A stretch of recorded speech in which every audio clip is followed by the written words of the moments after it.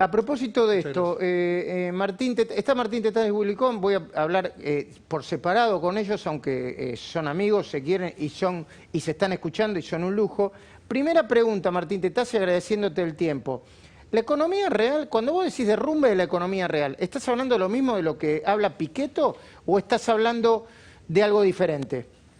Te estoy hablando, Luis, buenas noches y buenas noches a toda la audiencia, de números concretos, de los datos de lo que está pasando con la actividad. Te doy un indicador que es casi un indicador muy bueno, que tiene que ver con la demanda de energía eléctrica, que es una variable muy cercana a lo que está pasando con la actividad.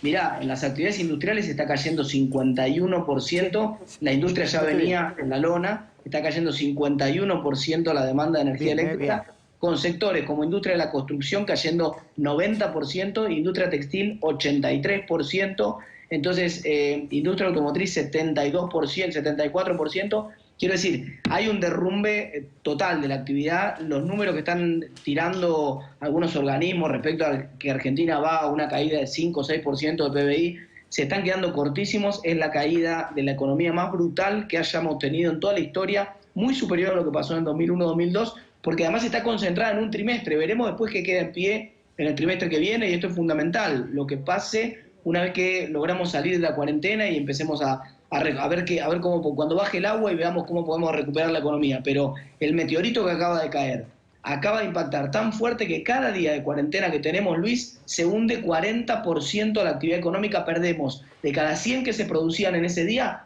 40 perdemos por cada día de cuarentena que tenemos. Eso no pasó nunca en la historia argentina. Bueno, me dicen que no solamente se pueden escuchar, sino que pueden dialogar en el caso que quiera, pero Willy, vos me parece que estás en sintonía con lo que dice Martín y fuiste uno de los primeros, bueno, junto con Martín y otros, en decir, che, salud sí, pero economía también, porque esto va a ser más nefasto, si nosotros descuidamos la economía, va a ser más nefasto incluso que el coronavirus, ¿no, Willy?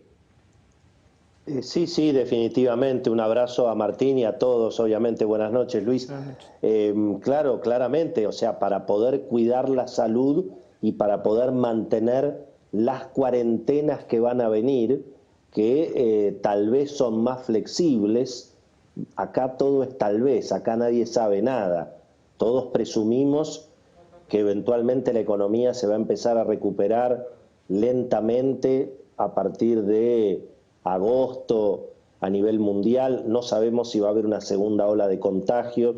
Sí sabemos que en Argentina, por las condiciones de Argentina, no va a ser tan fácil levantar las cuarentenas, porque tenemos un sistema de salud obviamente débil, porque no hemos previsto y no tenemos la cantidad de testeos necesarios para ir abriendo, y porque además me parece que, en definitiva, ahí no voy a coincidir en un punto con el amigo Pichetto. Me parece que el presidente Alberto Fernández eligió dialogar con la oposición. Lo que pasa es que es con una parte de la oposición, y es el sector al que no pertenece ni el presidente Macri ni Miguel Ángel Pichetto, que es obviamente Horacio Rodríguez Larreta y los gobernadores. Y ahí me parece que hay una coincidencia política, tanto en el presidente como en los sectores opositores que gobiernan, de mantener la cuarentena, o por lo menos tratar de flexibilizarla con mucho cuidado, porque nadie quiere pagar el costo político, Luis, del día de mañana, eventualmente un desastre. Y si hay un desastre, que nadie diga que es porque se levantó la cuarentena antes de tiempo. Dicho esto, la economía tiene un flor de problema, como lo describió impecablemente Martín. Te diría que además es mundial, porque esto nunca pasó desde la revolución industrial a la fecha. Claro, es decir, bueno, nunca el mundo se paralizó de esa manera. Pero, y por supuesto la Argentina tiene la dificultad de que no puede enfrentar la crisis como la está enfrentando el mundo capitalista, digamos, como lo hace Estados Unidos, como lo hace Europa, como lo hace Chile, como lo hace Brasil o Uruguay, ¿no? Entiendo, Willy. Ahora, a propósito de esto, Martín, el dólar subiendo mucho, el dólar subiendo mucho. El fantasma de la hiperinflación, que esta semana se habló de ese fantasma de la hiperinflación. El crecimiento de la pobreza, Pichetto dijo, mire que la pobreza se va a ir al 50%. Es todo parte de un cóctel explosivo que, si le agregamos un eventual default, puede terminar todavía? ¿O estamos haciendo estamos metiendo demasiado pánico económico, Martín? Mirá, no estamos metiendo demasiado pánico. En algunas cosas sí, digamos, la posibilidad de una hiperinflación hoy luce exagerada, ¿no? Hoy no, quizás en un par de meses, si el gobierno sigue emitiendo al ritmo que lo viene haciendo, vamos a tener problemas graves, pero hoy no hay un escenario de hiperinflación, ni mucho menos. Sí, un poco de aceleración de la inflación es razonable porque hay mucha emisión. Mirá, los últimos 2 meses, marzo y abril, el Banco Central le transfirió al Tesoro Nacional la misma cantidad de plata que el gobierno recaudó por la sumatoria del impuesto a valor agregado, que es el que más recauda, y ganancias los dos juntos. Entonces, evidentemente, hay más emisión que recaudación de impuestos en Argentina. Eso implica que va a haber un shock sobre los precios ineluctablemente, no una hiperinflación. Para que haya una hiperinflación necesitamos una huida de la demanda de dinero, que la gente no quiera tener un peso, que salga corriendo a buscar los dólares. Y lo que vimos esta semana con el dólar, que pasó los 100 pesos, el dólar paralelo, el contado con liqui en particular, o el dólar bolsa, tiene que ver también con lo que pasaba con la propuesta, con la oferta que tenía que hacer el gobierno para salir de la deuda. Recién esta semana vamos a empezar a ver un poco más de normalización y bueno, entonces hay un poco de inestabilidad que tiene que ver con eso, Luis. ¿Y el default? ¿Y ves el fantasma del default o recién se empezó a negociar y finalmente el gobierno va a dar el dulce que dicen que necesitan los acreedores, el endulzante que necesitan los acreedores para arreglar?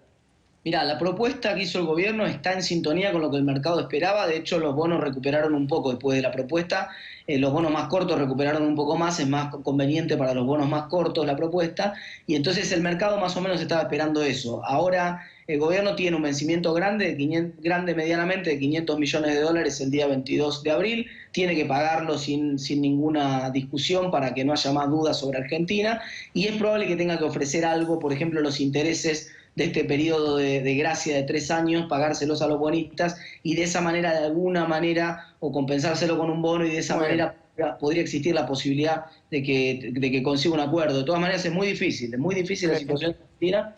Y te vuelvo a decir, Luis, y con esto te cierro, la cuarentena es la demostración de la incapacidad de gestionar políticas públicas que tiene el Estado. Ningún Estado en el mundo tuvo una cuarentena tan extensa en tiempo y en espacio como Argentina.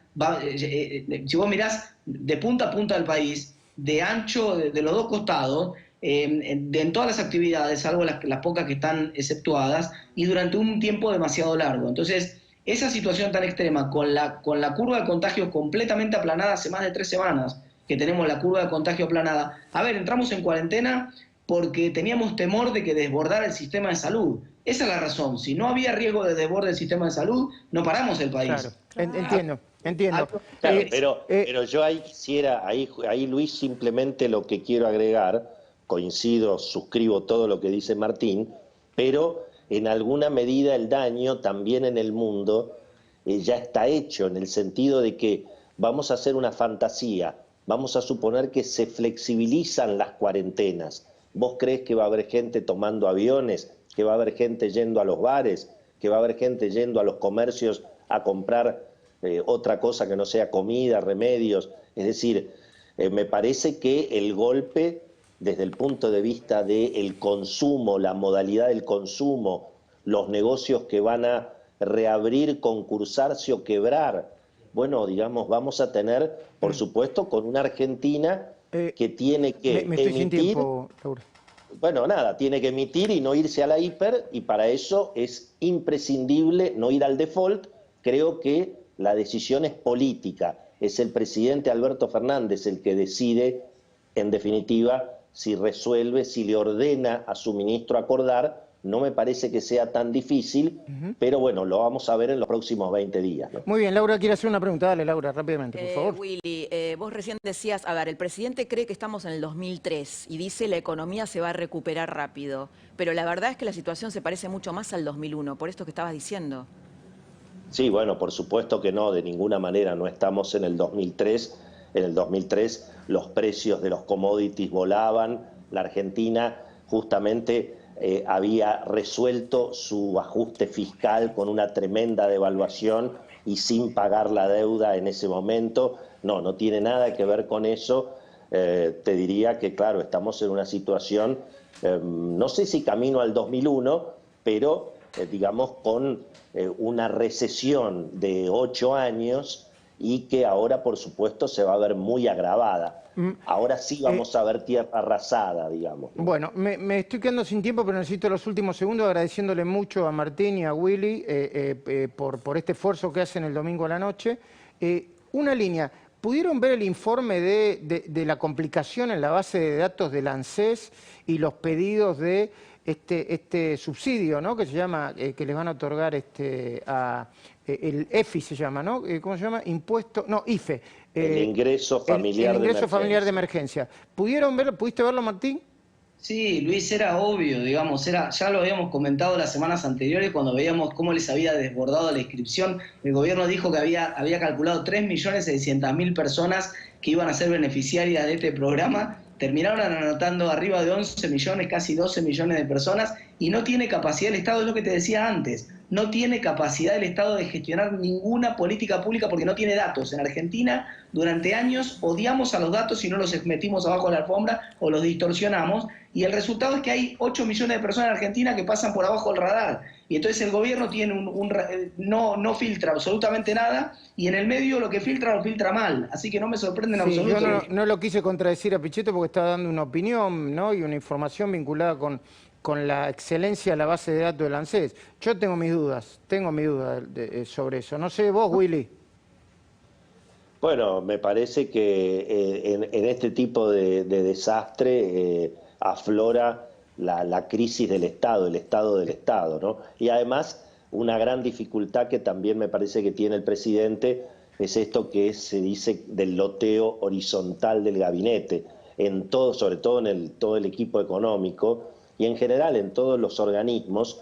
Bueno, hay cada uno de una tribu distinta de los que apoyaron políticamente o los que apoyan políticamente al presidente, y eso hace que, bueno, en el Banco Central, en la AFIP, en la Secretaría de Energía, en ANSES, bueno, hay dificultad en la gestión porque el segundo no le responde al primero, claro, y el tercero está peleado con el segundo. Ese loteo horizontal, claro, me parece que viene a complicar también una gestión que necesita además, me parece, mucha más fuerza en el Ministerio de Economía. Claro. Es decir, el presidente Macri dinamitó el Ministerio de Economía y ese modelo de no tener un Ministerio de Economía con todo el poder necesario para coordinar justamente lo que hoy se necesita, y bueno, lo estamos también pagando ahora, ¿no? Willy, querido, te miramos en la semana, los miércoles a las 10 de la noche, y Martín Tetaz te espero mañana a las 9, ¿no? ¿Te toca también?